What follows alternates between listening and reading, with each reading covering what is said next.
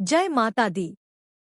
भाइयों और बहनों, आज की इस कथा में हम माँ दुर्गा की अद्भुत शक्ति, उनकी महिमा और उनके भक्तों पर हुए चमत्कार को सुनेंगे।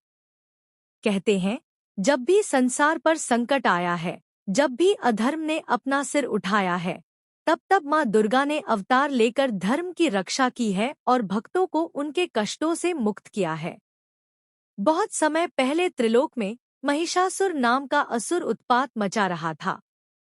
उसने तप करके वरदान पाया था कि देवता या दानव कोई उसका वध नहीं कर सकेगा।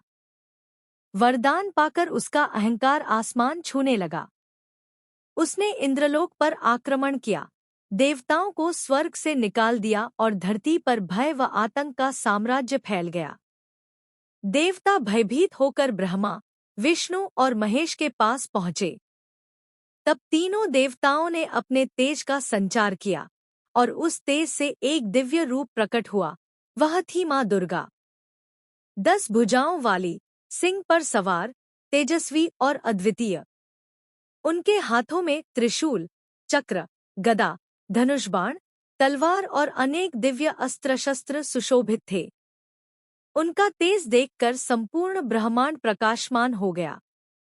माँ दुर्गा ने महिषासुर को ललकारा। युद्ध प्रारंभ हुआ। महिषासुर कभी भैंसे का रूप लेता, कभी शेर, कभी हाथी। उसकी माया अपार थी, लेकिन माँ दुर्गा की शक्ति भी असीमित थी। हर रूप में उन्होंने उसे परास्त किया। अंत में जब महिषासुर भैंस का रूप लेकर माँ पर झपटा, तो माँ ने सिंह पर सवार होकर अपने त्रिशूल से उसका हृदय भेद दिया और उसका अंत कर दिया।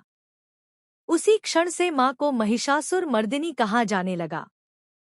आकाश में जयकार गूंजने लगी, जय माता दी, जय माता दी। माँ दुर्गा की कथा यहीं समाप्त नहीं होती। उनकी कृपा और चमत्कार समय समय पर भक्तों को अनुभव होते रहे हैं। कहते हैं, एक गांव में माधव नामक गरीब भक्त रहता था।